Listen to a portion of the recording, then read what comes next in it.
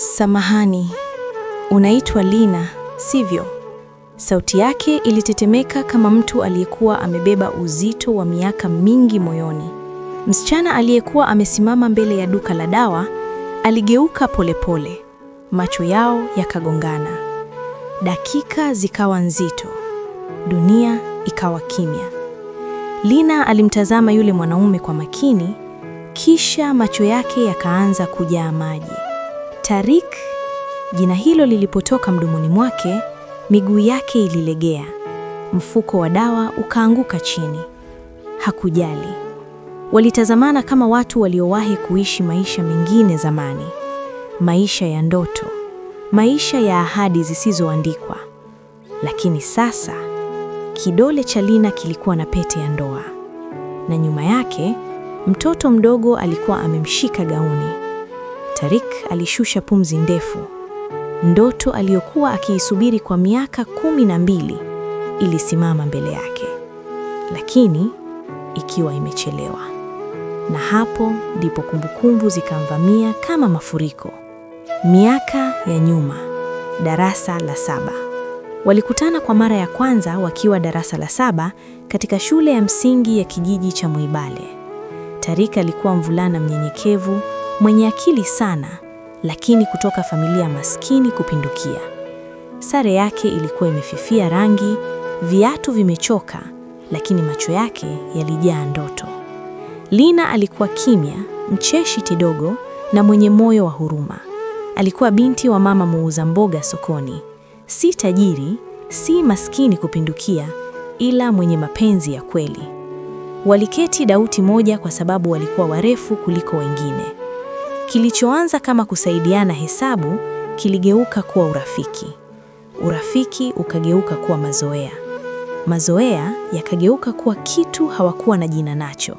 Kila asubuhi Tariq alimsubiri njiani.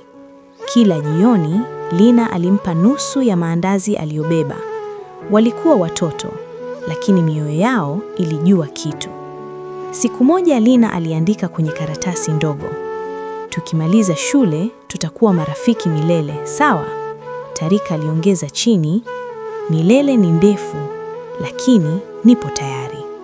Mtihani wa taifa ulipokaribia, maisha ya Tariq yakaanza kubadilika. Baba yake aliugua ghafla, kazi ya vibarua ikaisha. Nyumbani kulikuwa na njaa, ada ya mtihani ilikuwa deni. Siku moja hakutokea shule. Siku 2, wiki moja, Lina alianza kumtafuta kila mahali. Alienda kwao, akamkuta mama yake akilia nje ya nyumba ya udongo. Tariq ameenda mjini kutafuta kazi. Hatukuweza kumlipia mtihani. Maneno hayo yalimchoma Lina kuliko matusi. Hakupata nafasi ya kumwaga. Hakupata nafasi ya kusema alichokuwa akihisi. Siku ya mwisho wa shule, alikaa peke yake kwenye dawati lao. Akashika ile karatasi ya milele. Akalia mpaka ijioni. Miaka ilisonga. Tariq mjini alipitia maisha magumu. Alifanya kazi za kubeba mizigo, kuuza maji barabarani, hata kulala vituoni. Lakini kila niku alilala akifikiria msichana wa darasa la 7 aliyempa nusu ya maandazi yake. Alijiambia, nikipata maisha mazuri nitamrudia. Kwa upande mwingine, Lina aliendelea na shule kwa shida.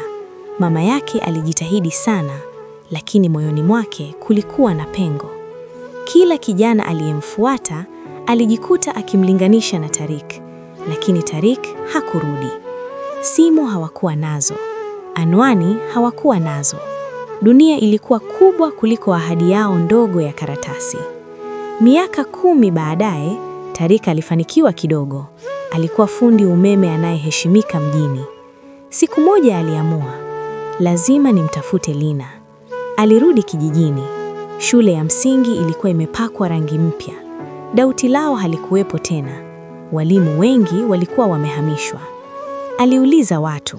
Wengine walimkumbuka kidogo, wengine hawakumjua. Hatimaye alipewa taarifa. Lina alihamia mjini mwingine baada ya mama yake kufariki. Moyo wake ukadondoka. Lakini hakukata tamaa. Aliendelea kutafuta kwa miaka. Kila msichana aliyeitwa Lina alimuuliza kwa heshima. Kila jibu lilikuwa hapana, lakini bado alisubiri. Alikataa kuoa. Alikataa kuamini kuwa hadithi yao iliishia darasa la 7. Kadri miaka ilivyokwenda, ndoto ya Tariq ilianza kufanana na kivuli. Ipo lakini hushikiki. Marafiki walimcheka. Unasubiri mapenzi ya utotoni, lakini kwake haikuwa utoto, ilikuwa sehemu ya roho yake.